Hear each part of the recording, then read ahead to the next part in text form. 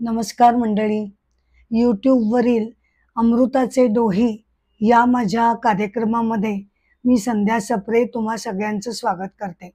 आजच्या एपिसोडचा विषय आहे कठोपनिषद. कठोपनिषद हे 108 उपनिषदांमध्ये पहिल्या 10 मध्ये ज्या उपनिषदांची गणना केली जाते त्यामध्ये अगदी महत्त्वाचं मानलं जातं. कठोपनिषद हे कृष्ण यजुर्वेदामध्ये आलेलं आहे. कृष्ण यजुर्वेदाचे प्रवर्तक हे वैशंपायन ऋषी आहेत आणि वैशंपायन ऋषींचे प्रमुख शिष्य कठ म्हणून ऋषी होते. तर त्यांच्या नावावरनं हे कठोपनिषद हे प्रसिद्ध झालेलं आहे. या एपिसोडमध्ये आपण कठोपनिषदाबद्दल जाणून घेऊया. सर्वप्रथम शांती मंत्रानं मी कठोपनिषदाला सुरुवात करते. आपल्याला एव्हाना सगळ्यांना माहिती आहेच की प्रत्येक उपनिषदाची सुरुवात ही शांती मंत्रानं केली जाते. परमेश्वरा तू आमचं रक्षण कर. इथे साधक आणि म्हणजे शिष्य आणि गुरु हे एकत्र परमेश्वराजवळ प्रार्थना करत असतात. परमेश्वरा आमचं रक्षण कर. आम्हाला तुझ्या कृपेनं आत्मज्ञानाची प्राप्ती होऊ दे. आम्ही सगळेजण एकत्रपणे सुसंघटितपणे प्रयत्न त्यासाठी करू देत. आमचं अध्ययन हे तेजस्वी होऊ दे. आणि गुरुकुलामध्ये आम्ही राहत असताना आमचा एकमेकांबद्दल कधीही गैरसमज नको होऊ दे. आमच्यामध्ये अत्यंत मैत्रीचं प्रेमाचं नातं आमच्यामध्ये विकसित होऊ दे. त्यानंतर आता सेक्शन 1 कठोपनिषद याला मी सुरुवात करते. कठोपनिषद हे अत्यंत गाजलेलं असं उपनिषद आहे. त्याचं प्रमुख कारण म्हणजे परब्रह्मज्ञान किंवा ब्रह्मज्ञान किंवा ब्रह्मविद्या याच्याबद्दल अत्यंत सखोलपणे याचं चिंतन आलेलं आहे. ज्ञान म्हणजे काय, अज्ञान म्हणजे काय याचा विचार त्यामध्ये झालेला आहे. अज्ञान म्हणजे काय, तर अज्ञान अशा अर्थानं की आपलं खरं स्वस्वरूप, आपली आयडेंटिटी, आपण म्हणजे नेमके कोण आहोत याबद्दल आपल्या सर्वसामान्यांचं जे मत असतं की मी म्हणजे हे शरीर आणि मन, एवढ्यापुरतंच आपल्याला आपल्या स्वस्वरूपाची ओळख असते. परंतु उपनिषद असं आपल्याला सांगण्याचा प्रयत्न करत असतात की तुमच्या स्वस्वरूपाबद्दलचं हे तुमचं अज्ञान आहे. तुम्ही म्हणजे केवळ शरीर आणि मन नसून तुमचं खरं स्वरूप हे तुमच्यामध्ये वसलेलं आत्मतत्व किंवा ईश्वरीय तत्व आहे. मग ते आता कसं काय जाणायचं, तर ते जाणणं यालाच आत्मज्ञान किंवा ब्रह्मज्ञान असं म्हटलं जातं. ईश्वरीय तत्व हे प्रत्येक व्यक्तीच्या हृदयामध्ये ऑलरेडी ते स्थित आहे. म्हणजे अशी गोष्ट नाही की जी कुठून तरी आपल्याला मिळवायचे किंवा जी आपल्याला काही काळानंतर मिळेल किंवा ते ईश्वरीय तत्व मला कोणत्या एखाद्या व्यक्तीमध्ये मिळेल असा तो प्रकार नाही. तर ते आपल्या सगळ्यांमध्ये उपजतच भरलेलं आहे. परंतु त्याच्याबद्दलचं अज्ञान असल्यामुळे आपल्याला आता ते ज्ञानपूर्वक समजून घ्यायचं आहे. प्रथम मन आणि बुद्धीच्या सहाय्यानं त्याचं ज्ञान करून घ्यायचं आहे आणि मग नंतर मन आणि बुद्धीच्या अतीत जाऊन जेव्हा आपली बुद्धी ही इंद्रियातीत धाव घेते तेव्हा त्या ईश्वरीय तत्वाची प्रत्यक्ष अनुभूती घेणं म्हणजे ब्रह्मज्ञान होणं असं समजलं जातं. मंत्र पहिला. एकदा स्वर्ग प्राप्तीच्या इच्छेने, बर का, एकदा स्वर्ग प्राप्तीच्या इच्छेने वाजश्रवा ऋषींचा पुत्र गौतम ऋषी या ऋषींनी आपलं सर्व वैभव विश्वजित नावाच्या यज्ञामध्ये दान करायचं ठरवलं. विश्वजित जो यज्ञ आहे त्याच्यामध्ये त्या यज्ञकर्त्यांनी आपल्या सर्वस्वाचं दान करणं अपेक्षित असतं. तर तसं दान गौतम ऋषींनी मनामध्ये आणलं की आपण ते करूया आणि आपल्याला त्याद्वारे स्वर्गप्राप्ती होईल. या आशेनं त्यांनी विश्वजित यज्ञाचा प्रारंभ केला. आता आपल्याला सगळ्यांना माहिती आहे की वैदिक परंपरेप्रमाणे 2 कांड मानली जातात. एक म्हणजे कर्मकांड, ज्यामध्ये यज्ञ याग येतं, प्रार्थना, पूजा, उपासना या सगळ्या गोष्टी या कर्मकांडामध्ये, रिच्युअल्स मध्ये येतात. आणि दुसरा जो वेदांचा शेवटचा भाग उपनिषद आहे त्याच्यामध्ये ज्ञानकांड समजावून सांगितलं जातं. ज्ञानकांड म्हणजे कर्मकांडा व्यतिरिक्त सुद्धा त्याच्या अतीत जाऊन आपल्याला जर प्रत्यक्ष परमेश्वराची प्राप्ती करून घ्यायची असेल तर ज्ञान मार्गावरनं चालत जाण्याशिवाय काही दुसरा उपाय नाही, असं ज्ञानकांडाचे प्रवर्तक उपनिषद आपल्याला सांगत असतात. इथे या पहिल्या श्लोकामध्ये गौतम ऋषींनी रिच्युअल्स प्रमाणे, कर्मकांड पद्धतीप्रमाणे विश्वजित यज्ञाला प्रारंभ केला. मंत्र दुसरा. जेव्हा गौतम ऋषी यांनी यज्ञाला प्रारंभ केला आणि दान द्यायला सुरुवात केली तेव्हा त्यांच्या जवळच त्यांचा छोटा मुलगा नचिकेत, जेमतेम 8-9 वर्षांचा असेल, तो तिथे जवळ बसून हे सगळं बघत होता. आणि त्याचं मन श्रद्धेने, वडिलांविषयीच्या आदरानं अगदी भरून गेलेलं होतं. तो जरी 8-9 वर्षाचा होता तरी अत्यंत प्रगल्भ बुद्धिमत्तेचा त्यानं तो होता आणि वेदकांडाचं, कर्मकांडाचं सगळं काही ज्ञान त्याला पुरेपूर झालेलं होतं. आणि उपनिषदांमधील ज्ञानकांडाबद्दल त्याला खूप जिज्ञासा मनामध्ये होती.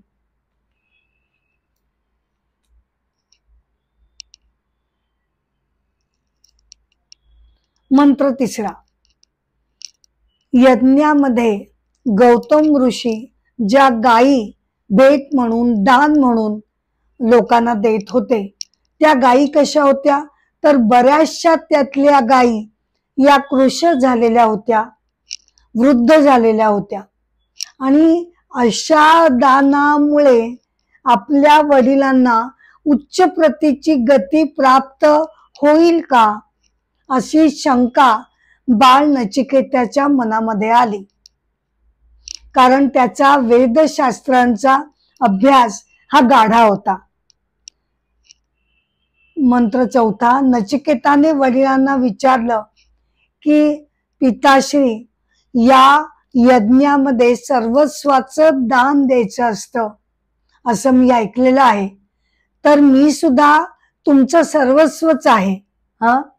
मी तुमचा पुत्र आहे, मी तुमचं सर्वस्व आहे, तर तुम्ही या यज्ञामध्ये मला सुद्धा तुम्ही दान देणार आहात का? त्यानं बालसुलभ अशा त्या शंका त्याच्या मनामध्ये आल्या आणि त्यानं निसंकोचपणे वडिलांना 3दा हा प्रश्न विचारला की तुम्ही मला सुद्धा दान देऊन टाकणार आहात का? 1दा झालं, 2दा झालं, 3ऱ्यांदा झालं. वडिलांना अतिशय क्रोध आला की असं काय हा आपला मुलगा आपल्याला असे वेड्यासारखे प्रश्न विचारतोय. 3ऱ्यांदा जेव्हा नचिकेतानं विचारलं तेव्हा ते रागारागानं त्याला पटकन बोलून गेले, हो मी तुला मृत्यूला म्हणजे यमदेवतेला तुला दान देऊन टाकतो, असं रागाच्या भरात ते त्याला बोलून गेले. त्यानंतरचा मंत्र, तेव्हा नचिकेतानं म्हणजे तो बाल नचिकेत होता, त्यानं वडिलांचं ते बोलणं ऐकलं आणि त्याला खरोखर असं वाटू लागलं की आता वडिलांनी जो शब्द उच्चारलाय की तुला मी यमदेवतेला दान दिलं आहे, दान देऊन टाकतोय, तर आता ते आपण खरं केलं पाहिजे. कारण आपण जर ते तसं वागलं नाही तर वडील जे बोलून गेले ते त्यांनी न केल्यामुळे त्यांना उच्च गती प्राप्त होणार नाही. त्यानंतर तो म्हणाला, हे बघा तुम्ही जे बोललायत त्याप्रमाणे मी यमदेवतेकडे जातो, मला कसलीही भीती नाही.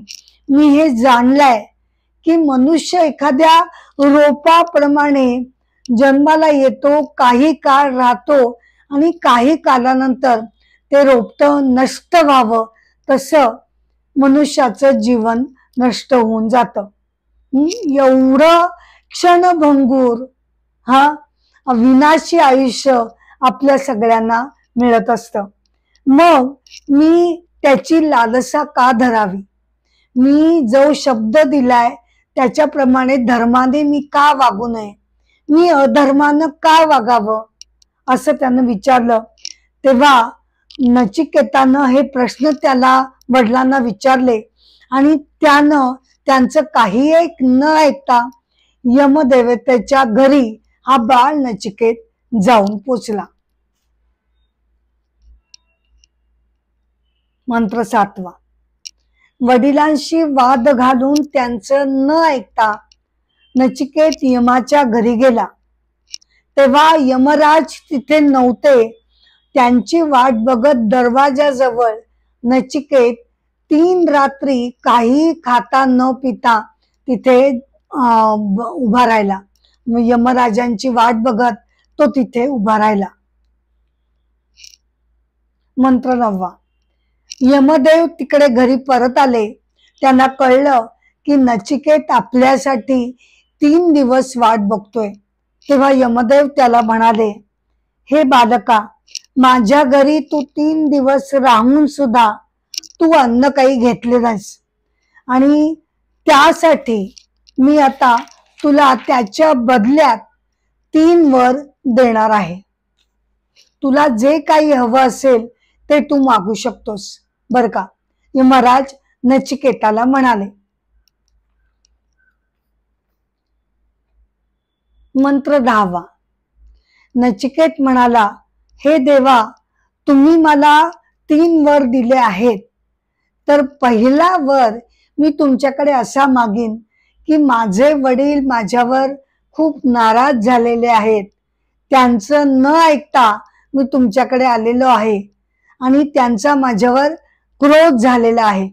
तर तुमच्या घरून मी जेव्हा परत माझ्या घरी जाईन तोपर्यंत माझ्या वडिलांचा राग हा पूर्णपणे मावळलेला असावा आणि त्यांनी माझं प्रेमानं पहिल्यासारखं स्वागत करावं.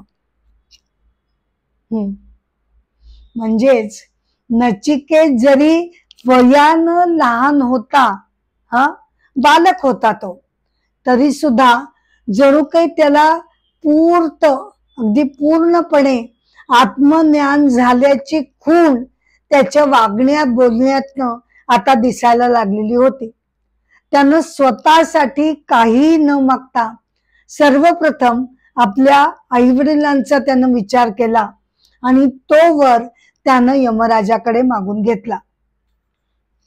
त्यावर यमराजांनी त्याच्या पहिल्या वराला होकार दिला. तथास्तु म्हणाले आणि तू घरी जाशील तेव्हा तुझ्या वडिलांचा राग पूर्णपणे मावळला असेल अशी ग्वाही त्याला दिली. त्यानंतर दुसरा वर मागण्यासाठी बर का नचिकेत एकदा सज्ज झाला आणि त्यानं असं म्हटलं की मी असं ऐकलंय की स्वर्गामधील देवदेवतांना मृत्यूचं भय नसतं. दुःख नसतं, त्यांना वृद्धत्व येत नाही. ते का असं होतं? कारण त्यांनी अग्निविद्या पूर्णपणे जाणलेली असते. मला आपण कृपया ती अग्निविद्या जर आपण शिकवली तर मला सुद्धा स्वर्गप्राप्ती होऊ शकेल.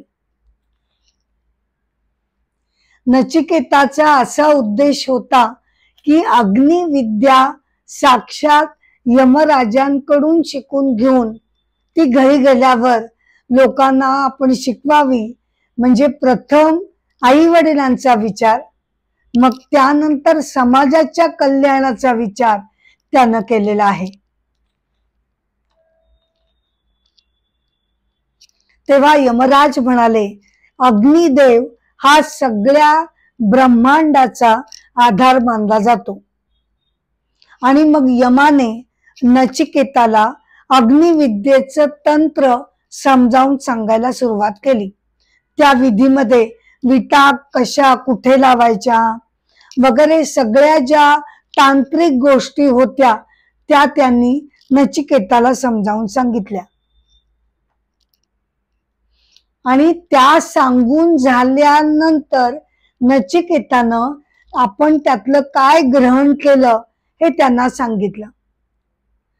नचिकेताच्या अलौकिक ग्रहण शक्तीवर यमराज प्रसन्न झाले आणि त्यांनी त्याला असं आश्वासन दिलं की ही अग्निविद्या बर का, ही अग्निविद्या आता याच्या पुढे तुझ्या नावानं ओळखली जाईल.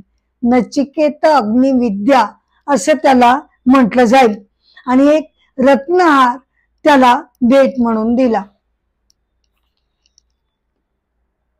यमानं अगदी सखोलपणे अग्निविद्येचं कर्मकांड जे आहे ते त्याला समजावून दिलं.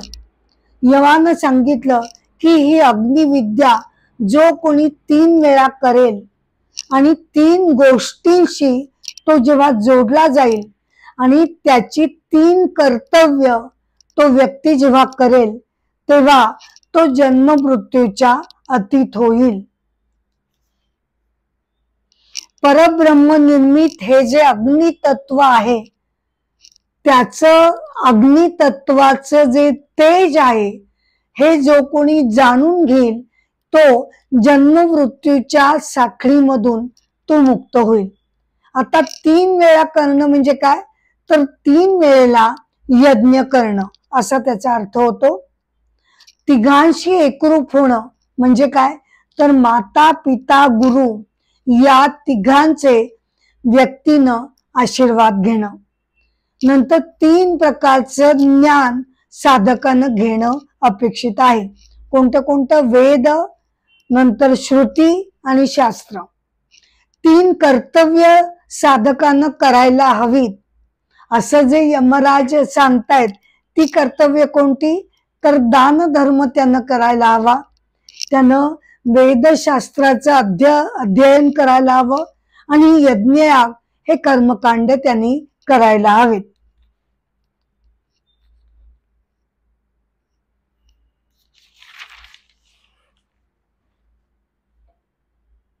आता 3रा वर राहिला. यमराजाने विचारलं की आता तुला 3ऱ्या वरासाठी तुला काय मागायचं आहे, बोल, तुला जे काय हवं ते मी देईन.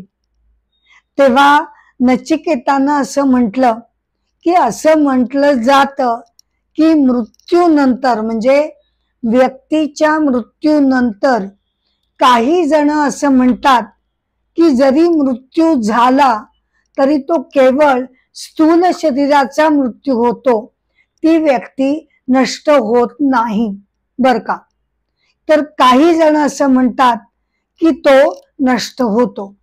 तर यातलं नेमकं तत्व काय आहे ते मला तुम्ही सांगावं. म्हणजेच मृत्यूच्या रहस्याबद्दल किंवा मृत्यू घडल्यानंतर व्यक्तीचं काय होतं हे आपण मला कृपया समजावून सांगावं असं नचिकेतानं अगदी नम्रपणानं यमराजाकडे प्रार्थना केली. आता तो तिसरा वर, ती इच्छा त्यानं प्रगट केल्यानंतर यमराजांनी त्याला असं म्हटलं की मृत्यूच्या रहस्याबद्दल तुला जे जाणून घ्यायचं आहे, हा नचिकेता बाळा, तेवढं मात्र तू मला विचारू नकोस. हा बर का, मी बाकी सगळं तुला द्यायला तयार आहे बर का. तू धन दौलत माग, वैभव माग, राज्य माग, रत्न हिरे माणके सोनं, अफाट अमाप संपत्ती मी तुला त्या बदल्यात द्यायला तयार आहे. तुला जी काही भौतिक सुख हवी आहेत ती मी तुला देईन. तुला हजारो वर्षांचं आयुष्य हवं असेल तर तेही मी तुला देईन. परंतु मृत्यूबद्दल किंवा मृत्यूनंतर काय होतं हा प्रश्न तू मला विचारू नकोस. आता असं आहे का की यमराजांना त्या प्रश्नाचं उत्तरच माहिती नव्हतं? नाही, असं नव्हतं. ते अनेक प्रलोभन नचिकेताला देऊ बघत होते, कारण त्यांना त्याची परीक्षा घ्यायची होती. की अनेक म्हणजे संपत्तीचा मोह दाखवला, राज्याचा मोह दाखवला, अनेक सुखांचा मोह दाखवला, आयुष्य त्याला प्रदीर्घ असं आपण देऊ करतोय, पण या कुठल्याही गोष्टींना नचिकेत बळी पडला नाही.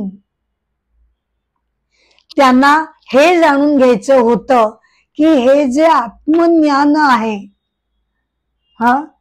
ते जाणण्यासाठी खरोखरीची तेवढी तळमळ नचिकेतामध्ये आहे का, हे जाणून घेण्यासाठी त्यांनी हजारो गोष्टींचं त्याला मोह दाखवला. परंतु नचिकेत त्या सगळ्या गोष्टी त्यानं झिडकारून दिल्या आणि तो म्हणाला, मला या कोणत्याही भौतिक सुखांमध्ये रुची नाही.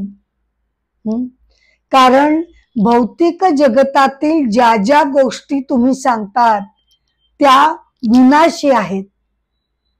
त्यांचा स्वभाव धर्मच मुळी विनाशी आहे. जगतच अख्खं विनाशी आहे, तर त्यामध्ये मिळणारी अनेक सुख ही सुद्धा विनाशी आहेत. मला त्या गोष्टींचा मोह नाही. आपण कृपया मला आत्मज्ञानाबद्दल, मृत्यूच्या रहस्याबद्दल आपण सांगावं की जे ज्ञान घेतल्यानं मृत्यूच्या अतीत मनुष्य जाऊ शकतो ते ज्ञान आपण मला द्यावं, अशी मी आपल्याला नम्र विनंती करतो आहे.